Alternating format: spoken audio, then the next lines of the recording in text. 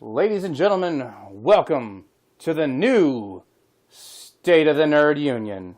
New format, same people, we've even got a throwback. Here's the deal. Oh. If you've been keeping up with our Facebook page, you know we've got a full-on website now, nerdunion.us. Go check it out. You'll find out all of our opinions on the greatest new nerdy topics. This is the first new episode of State of the Nerd Union, where we're going to bring you all of our favorite news of the previous week. And tonight, I am joined by two of our originators. The creationary of our website. The man who's created far more worse things in his lifetime, like X-Men 3. There he is tonight, ladies and gentlemen. His first time returning to a podcast since the X-Men one, Kyle Nelson. Woo! Right. I'm back. Kyle Nelson, ladies and gentlemen. He's back. We're glad to have you here, Kyle. Please don't ruin any more of our franchises. Marvel is doing that enough on its own. Sometimes I can't help myself. And, of course, Jerry Maynard, is here with us tonight. When did we start calling me Jer Bear in our podcast? When did we stop? I believe it just happened. Right And- now is when we stopped. Ladies and gentlemen, tonight I just want to let you know that tonight's episode of State of the Nerd Union is brought to you by Jaws 19. You can catch it in 3D in any one of your Hill Valley cinemas. Make sure to check it out. Shark looks even more real than ever. Jaws 19 in cinemas this fall. Alright, so let's talk about the week that was. Lots of big news going on this week. Alright, so apparently if you're one of the few people that haven't been to the movies in the last week, you've missed out on this giant phenomenon of dinosaur versus man called Jurassic World. My review of the film itself is on the site. Kyle, what were your thoughts on it? Well, I like the reviews I keep seeing, but I haven't actually seen the movie yet. God damn it, Kyle. Because you're missing dinosaurs and Chris Pratt. Come on, man. I've watched Parks and Rec from beginning to end, and I've seen Guardians of the Galaxy. I think I understand the man who is Chris Pratt. Chris You Pratt. don't understand Chris Pratt with dinosaurs. Chris Pratt, to me, I swear, he is the new Harrison Ford, but funnier. Of course. I Yeah, could but- watch him in anything. He's just a bit more awesome as a person than I could be. Yeah, but he doesn't have that surly anger that Harrison Ford has. No, he's a lot happier and funnier, and I like that. Yeah, I can agree with that. I like Chris Pratt as the happier, joyful guy. You've got enough thoroughly angry going on with a lot of other characters in movies nowadays. Everything's surly angry. I mean, get off my plane. That's what Harrison Ford does. Yes, but this guy, I would pay him to watch him in almost anything now. He's just like Kevin Bacon. Come on, man. It's a great Anyway, difference, yeah. so let's go back to Jurassic World here. I saw it. Jerry, you seen it? Yes. Kyle apparently is the only person in the world who hasn't seen it, because the movie apparently dominated some serious box office with $500 million its first weekend, becoming the biggest single opening weekend of all time, destroying Avengers by several million. Take believe- that, James Cameron. Domestic-wise, it was 204 for Avengers and 207 for Jurassic World. And actually, if you've seen it on the internet lately, Marvel sent a congratulatory email to Jurassic World and Steven Spielberg of a dinosaur in front of the entire Avengers cast. I think it was That's awesome. It was Chris Pratt riding a T-Rex, actually. That's beautiful. Wonderful. That actually goes back to back in the 70s when Star Wars beat out Jaws finally at the box office. Really? Lucas and Spielberg actually still do this. If one of them makes a movie that unseats the other, they will put out a full-page ad in the New York Times and congratulating them. It's pretty entertaining. That's neat. Interesting. Which, yeah, I'm sure y'all are both aware of the Close Encounter of the Third Kind and Star Wars bet, right? Yes. No. I haven't heard of this. For Jerry and any of our uninformed listeners, they were developing Close Encounters of the Third Kind and Star Wars at the same time. Now, this was back in 1976, right before the release, or I think it was 77, right before the movies came out. And they each bet that the other one was going to do better. So they gave each other 1% of each film. So essentially, if their other person's film did better than them, they would make more money by having 1%. Right. Neat. To this day, Steven Spielberg is still making bukus of money off of Star Wars Episode 4. And George That's Lucas is making the same amount of money for Close Encounters, because if you haven't bought it by now, you're probably not going to buy it. Anyway, back to Jurassic Park. Awesome film. Great times. Read my review on nerdunion.us. Defeated Marvel. It's just fantastic. And Kyle, for the love of God, go see it before you have this child, because you'll never get to see a movie again. Go see it in 3D, actually. I regretted not seeing it in 3D, and I never, ever regret not seeing a movie in 3D. The 3D does make the film feel more chaotic. I will agree with him. Oh my gosh. Like, literally the only movie I've ever seen in 3D that I have liked was Mad Max Fury Road. No, this one, I wish I had seen it in 3D. It was so much better than I expected. Especially the scene with the pterodactyls, when there's just much chaos on scene and it's sticking out at you. It just feels more chaotic, and it fits. It works. It's perfect. So yeah, see it in 3D. You won't regret it. 3D. It's great. Actually, Jurassic Park was probably my favorite 3D movie ever before this one. The re-release of Jurassic Park. We saw it, me and my friend Jordan, we looked at each other like, is this not the best 3D you've ever seen? It is. Holy crap. Mm-hmm. But Jurassic World, fantastic. Good times. Go see it. It's wonderful. Love it. I wish Kyle had an opinion on it. But you know what? Kyle did have an opinion on something else that happened this week.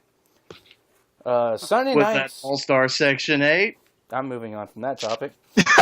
We don't talk about that. Look, if there's a But you comic can book talk about it. that you're reviewing that I don't know anything about, apparently either I'm uninformed now or I got to do some research. Because you just You know who does know about it? You just digged into the biggest niche that we could find. Because Special. I don't even know what this is. I'm going to read your review tonight. I promise you that. Section 8. Kyle wrote a review on it. It's on the website, nerdunion.us. Check it out. It's weird. Apparently, it's amazing. It's weird. I gave it a 9 out of 10. Anyway, moving on. Something that everyone else in America has probably know something about. Game of Thrones season finale was Sunday night. And oh my god. Like, literally, I just sent the text BRO to my friend, and he knew exactly what I was talking about. Bro. Yeah. And let's go and say it. Spoilers. It's about to happen. If you haven't seen Game of Thrones season finale of season 5, go watch it now, come back, click on this, and finish the podcast. Because, ... are you still there? Jon Snow is dead. Yeah, I was gonna say Whoa. a better text to have sent would have been for the watch. Oh. That was like the most heartbreaking moment I've seen in Game of Thrones since the Red Wedding. Yeah. No. Princess Shireen, that was it. It's like the most heartbreaking moment since last week. Yeah, pretty much. That's the way this season has been. They've just been killing off people left and right, and a lot of them are not dead in the book either. Yep. I've specifically not read the books because I know they're going to differentiate themselves wildly. So I just don't even want to go down that path. They really haven't done it wildly. It's just been occasionally. And there's some storylines that are definitely diverged, but they're not. I wouldn't say it's a significant. Yes, but since they've caught up to the books from this point on, it's almost like a Kick-Ass version. Because the film Kick-Ass was filming as they were writing the books, and they came out with the last issue, I think 2 weeks before the film came out, and the endings were completely different. Now, they say George R.R. Martin has given HBO the ending of Game of Thrones, but Yes. if it takes him 10 years to write it, how much do you think that ending's going to change? Yeah, there will probably be some differences, especially because he has way more characters than they have in the show. I would not doubt that. I mean, just think of it as an alternate universe or something like that. Point Same is, starting character. I would rather just go ahead and finish the series right now. But Kyle, what was your opinion? What's your feelings on this season finale and its shocking ending? I mean, honestly, it was great. It was fantastic. I loved it. It fits in with the theme of the series. It was tragic. It was also something I totally saw coming.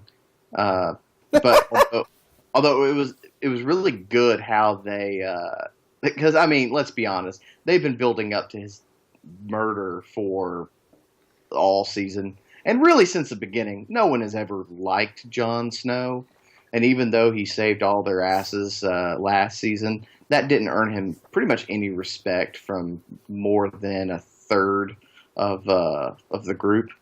So it was bound to happen. Alistair Thorne was going to kill him, or was going to find some way to do it, because he's a good person and no one else there is a good person. I want to just disagree with everything you just said, mainly because I love Jon Snow. I grew to love him over time. He would turn into my guy. He's the last good guy on the show. He's going for it. He's the last good quality person out there. Of course I'm going to cheer for him. Not the last. Brianna Tarth's still out there. Oh, there is Brianna Tarth, but I don't think she's going to be that big of a character. She's not going to be a main character, center of the show kind of deal. No, she's not she doesn't have the hero's journey. No, where Jon, I grew to like him over time, and I should have seen it coming, mainly because I liked him as a character. Yeah. I liked him as a character, so I should have known that he was going to get offed. And offed by his own people. Seriously, WTF. So, and to be honest, like the last 2 episodes, they've kind of differentiated themselves from the rest of the seasons. Usually it's season 9 is the biggest episode. This season it was season 8 with the battle with the crows and the White Walkers. No, it's normally episode 8 that's a big one. It was No. episode 7 this time. Season 9 this time, because there's usually 10 episodes. Season 9, first season. Beheading of Ed Stark. Episode. Huh? You mean Episode? episode? Yeah, I'm Keep sorry. saying season. Episode 9 of Season 1. Beheading of Ed Stark. Season 2 was the battle where... Blackwater. Battle of Blackwater. Season 3, Red Wedding. Season 4 was the battle at the gate, at the wall. Yeah. It was just one long battle. This season was really Season 8 where Jon Snow fought off the entire... Well, it was fought off as much as he could, the White Walkers, as they were encroaching on the crows and the wildlings. Yeah. But also in this last episode, it was weird, though, because every character... in every scene, someone died, just about. There were only a few where people didn't die. And the few scenes where people didn't die, it included someone who was dying. Yeah. Like, specifically how Jorah, he's got grayscale. So that whole scene where they're in Marine and figuring out where they're going to go with Daenerys, no one died, but Jorah is definitely dying. He is going to die at some point. And what's up with Theon Greyjoy doing a Darth Vader? Well, really, it was... Yeah, I mean, so...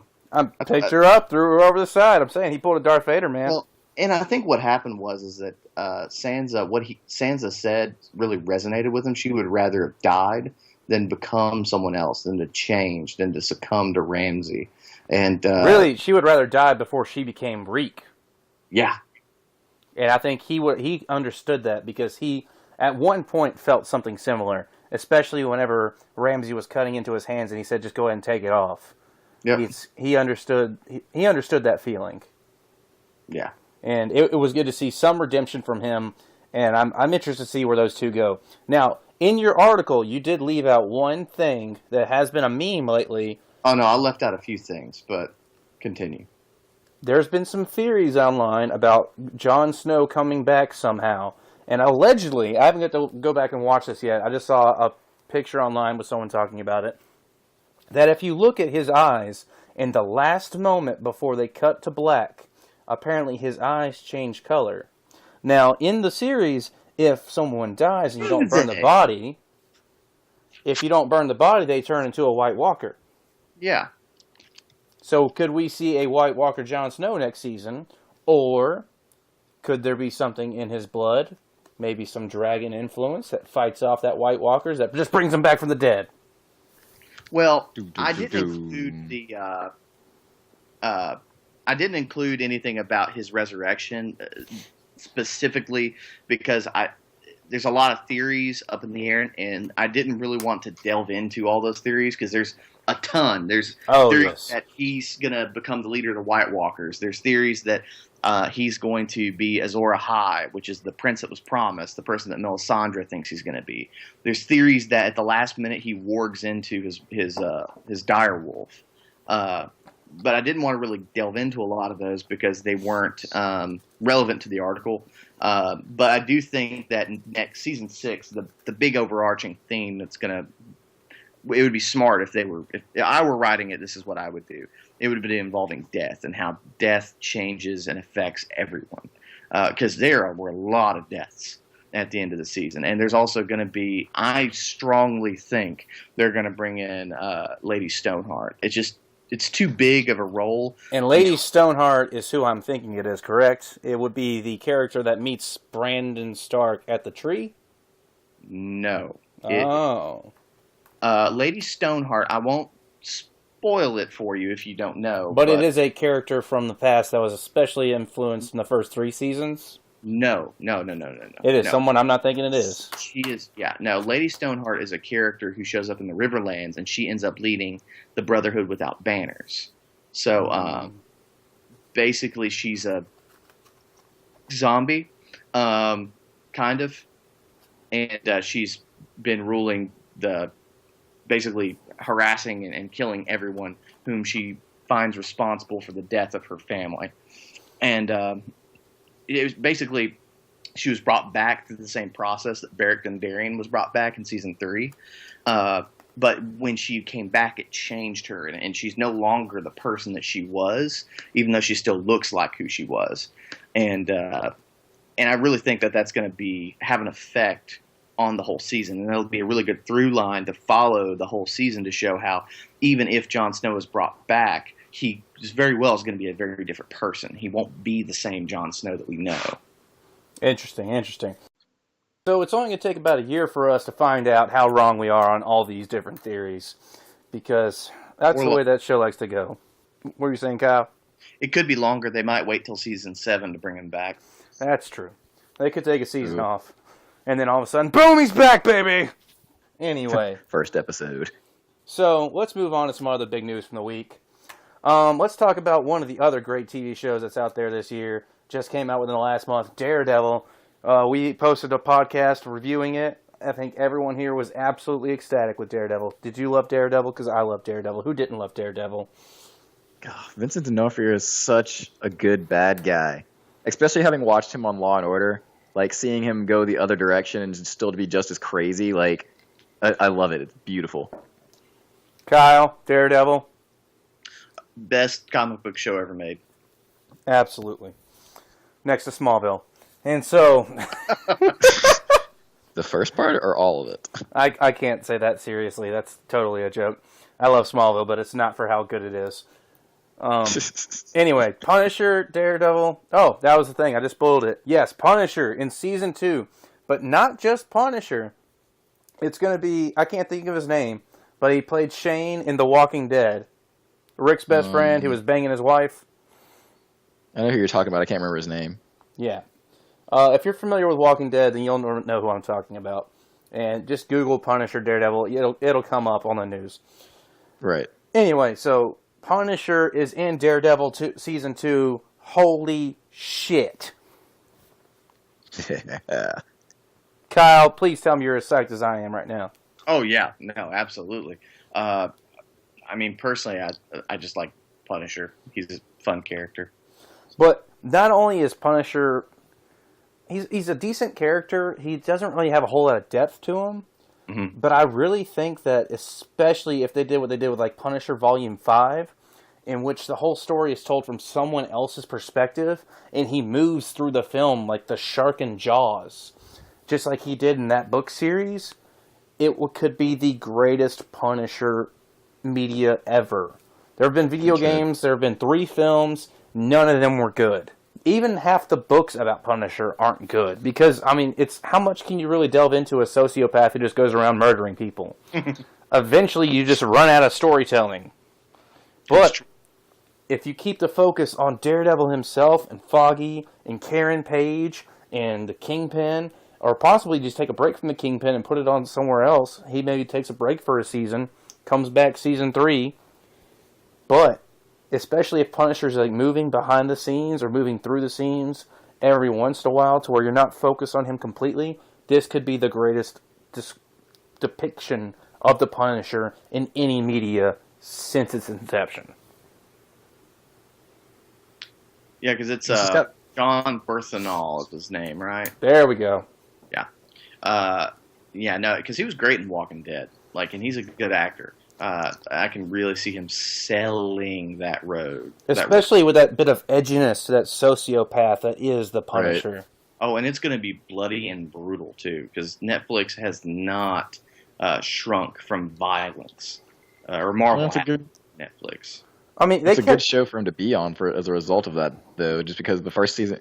Watching Daredevil and comparing it, like the closest thing I could think of to compare it against was against Batman, and it was so much more brutal and violent that it's completely makes sense for Daredevil to show up in that. Like, that would be the best way that they could have thrown him into anything in their universe. Well, and plus there's this really neat, and some people have talked about this, but there's this really neat arc, I don't know when it happened, but where Punisher basically ties up Daredevil and is trying to force Daredevil to kill him, to try to teach Daredevil that he's going to have to kill. That was probably during the Marvel Knight series, because those two interacted a lot during then. Yeah. So I wouldn't be surprised if they go that route, because that was obviously a big theme in Season 1. Which I'm hoping they increasingly do this in putting their characters through television shows, hopefully on Netflix, instead of always just doing films for them. Because a lot of these characters don't deserve films in itself. I honestly don't know if Doctor Strange deserves a film in his own right.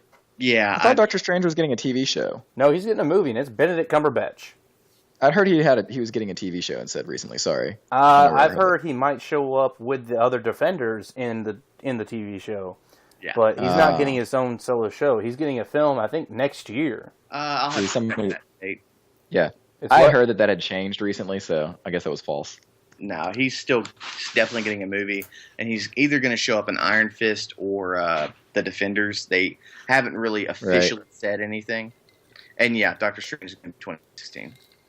I mean, he's already been referenced in the series as existing, so he was referenced in Captain America Winter Soldier by Agent... Gosh, I can't remember that agent's name. Jasper. The one with the interrogation...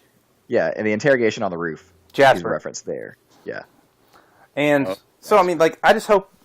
I'm really excited that they're introducing this character in this manner, because it's a good quality series already. It's the best way to showcase this character. But really, for these peripheral characters, these smaller characters, instead of burning everyone out in the films, which seems to be what they might end up doing by putting all these films out, doing them peripherally through Netflix series and different styles could really help spread Marvel out and really create that big universe. Yeah, and the showrunner for Season 1 has already said that he wants to do a Punisher show. So this could be considered a backdoor pilot to having a Punisher season. It could potentially be. All right. So Punisher is in Season 2 of Daredevil. We are all excited about it. And hell, if we're still doing this next year, whenever it comes out, I will be doing a weekly review of that. Each episode. Let's move on to other topics. Ghostbusters, the reboot started filming this week. Woo! There's a few screenshots out there of the ladies in question. There's not really a whole lot we can gather from it. They just released the photos today. That's a bummer. Not really a whole lot you can guess from it, but hey, Dan Aykroyd is psyched about it, and, well, That's a good sign. I'll buy a ticket. Chris Hemsworth is going to show up in it as a receptionist. Awesome. I love it. I mean, literally, it sounds like it's just going to be female eye candy. He's just there to gather more women into the audience. That could play out well, though. It could be very entertaining because the stereotypical secretary role has always been a woman. So it'll be interesting seeing the main cast be women and the secretary that gets hit on all the time is the man instead. I mean, it could definitely be, and all the people who are in it are very talented and they're going to be very funny. But honestly, I don't really care about this because I just don't like the idea of them remaking the Ghostbusters at all. Like, those roles are iconic, and it's going to have to be a very special movie for them to actually do this right. Because That's how I felt about Jurassic World too. But you know what? It was beautiful. But Ghostbusters I can be wrong.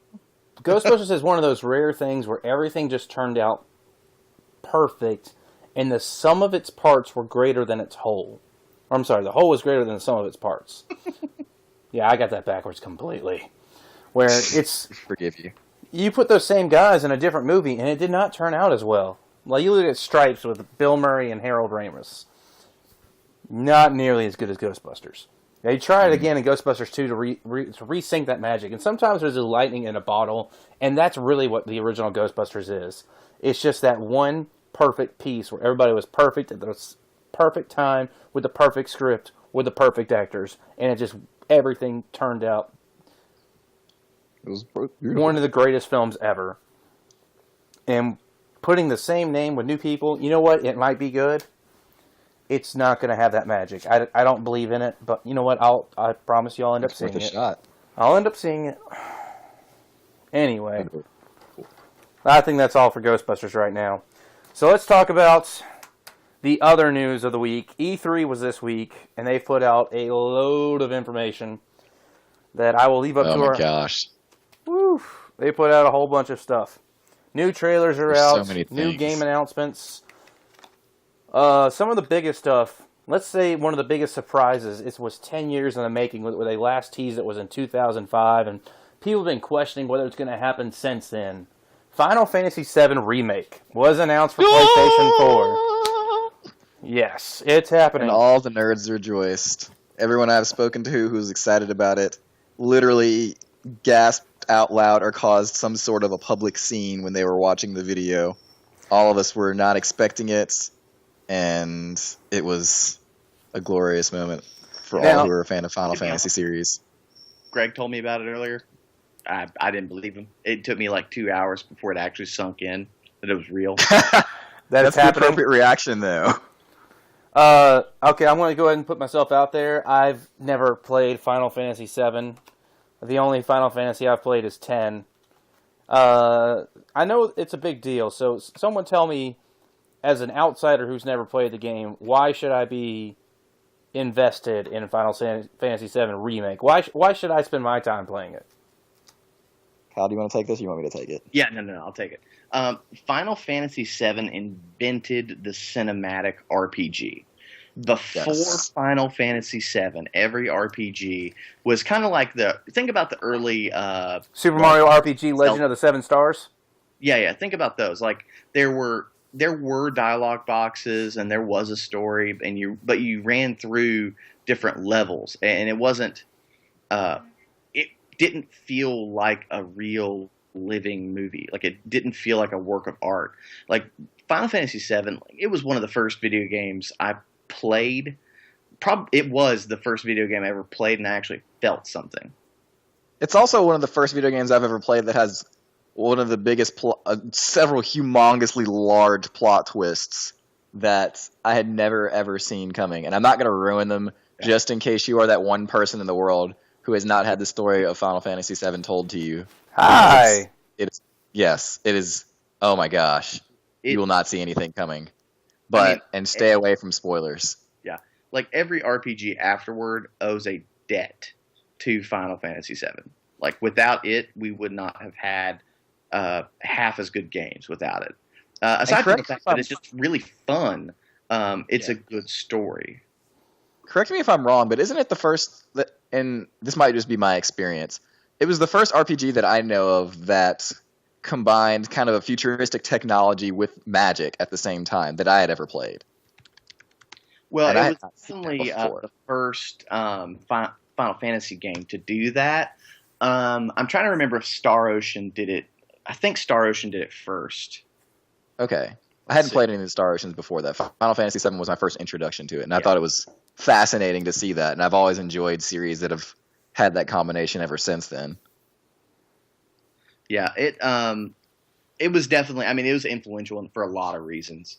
So, and I think even if they just updated it to where you could play it, it's still just as good. But the thing that I think is really interesting about this is it's not even like they're just doing a port.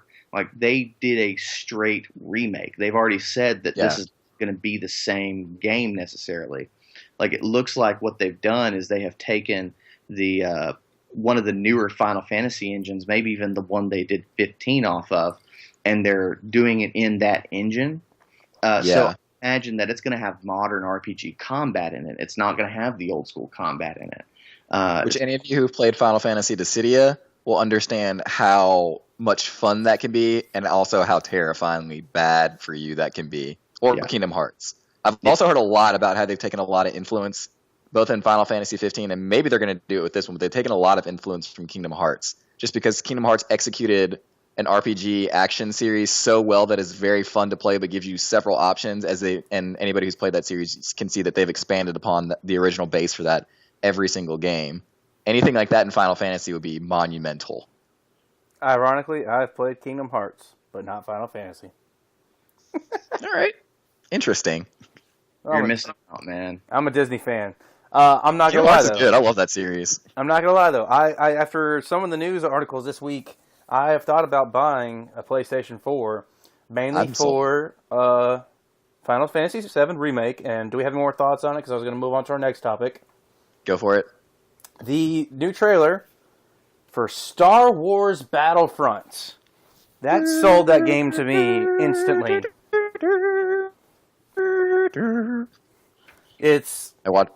The new trailer is fantastic. It's honestly, I got sick of first-person shooters, but this is Star Wars.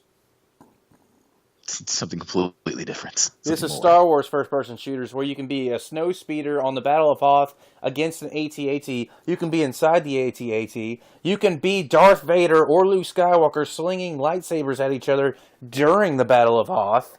You can be an X-Wing starfighter flying around over the planet, or a bomber in this fight. It looks amazing. I haven't wanted to play video games in years. I think they just sold me a PS4 just so I can play Final Fantasy and that. Well, you liked Kingdom Hearts as well, though, didn't you? Yeah. The other thing that you apparently don't know about is Kingdom Hearts 3 has released a new trailer, and it is no longer in production hell. I never finished Kingdom Hearts 2. Ugh, you need to. It's so good, but it's another reason to buy Are you able to buy them, like, backlogged on a PS4? You can buy them backlogged onto a PS3. There's 2 games that have come out. The HD remixes for 1 and 2, with the games that are in between it, are all on those. On PS3? And you can play the whole series. Yes. So I have to buy a PS3 and a PS4. I mean, unless they release a PS4 that's backwards compatible, which I would see them doing, given that Xbox has announced that they're going to be backwards compatible. Well, actually, the last rumor I read was that they will not be doing that, but I did just see that I have a PS2 in this room. So, hey, I'm covered.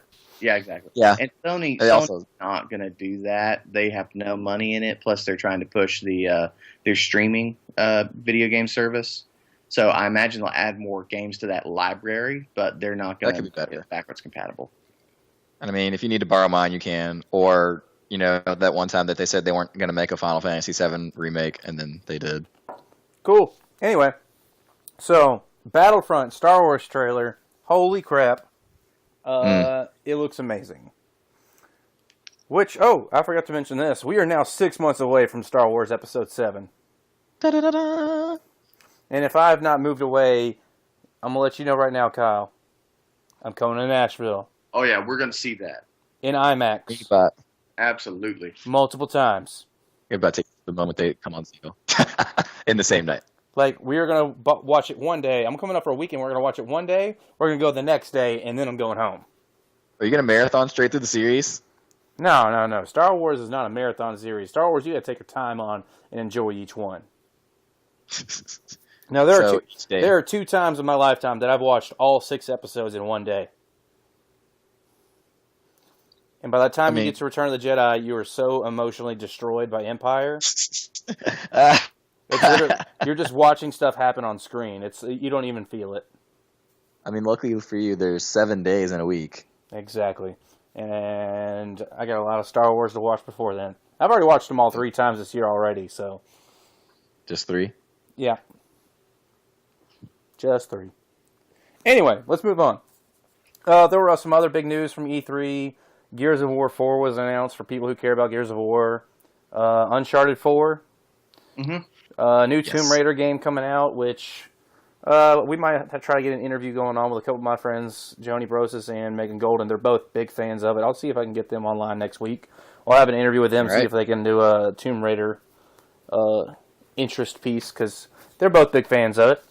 Batman Arkham Asylum new trailer released, and it's coming out, I think, actually this month. Arkham Knight, you mean? Yes, Batman Arkham Knights. I believe it's actually coming out this month. Yes. And if you've not played the Arkham games, holy crapola, they are amazing. Yeah, it's coming out the 23rd. Oh, so good. Sitting on my shelf. I might buy a PS4 next week. I wish I'd... Wait. No, I shouldn't yet. Yes. Like, honestly, if Halo was on it, it would be the only thing I need. Halo sucks. Man. That's right. Halo's they've gotten immensely better, but we'll talk about that in another podcast. Yeah. So, I believe that's going to do it for this week, for the State of the Nerd Union. We've talked about all the major stuff that I can think of for this week. There wasn't any major comic book developments besides Kyle's issue that he talked about. Section 8, I believe it was called, Kyle. Yep. Read Kyle's review of it and then try to find it, because I never heard of this thing either. But I actually got the digital comic off the Comixology website, so really? It's only like $3 too, so it's pretty cheap. That's comic pricing. It's about Well, no, I mean it's not like $3.99 like most of them are. It was $2.99. That's true. Which hopefully I can do a post review of Batman 41, which I just read the other day. New Batman series, and it's a whole new ball game, and it's amazing. Which, if you haven't known this by now, Bruce Wayne is dead. So, I thought he became like a new god or something like that. That's probably how they're going to fix it. No, but Batman's dead. Jim Gordon is Batman now. Yes. And he's awesome. Anyway, so that's going to do it for this week's State of the Nerd Union. Make sure to check out our website, nerdunion.us. Check out Kyle's reviews of the new Game of Thrones, what to expect from next season. There's a review of Section 8, my review of Jurassic World and how it completely dominated the box office and how delicious of a film it was. Also, once again, this week's podcast is brought to you by Jaws number 19 in theaters this fall. You can catch it at any Hill Valley cinema in 3D. That's right. I hear that they're going to have hoverboard parking at that. Is that true? That is absolutely true. Okay, and cool. This time, it's really personal, is the tagline from what I understand. So, go check that out this fall. Painful. It's going to be awesome. Thank you for all joining us. Check out the website, nerdunion.us. And ladies and gentlemen, peace out.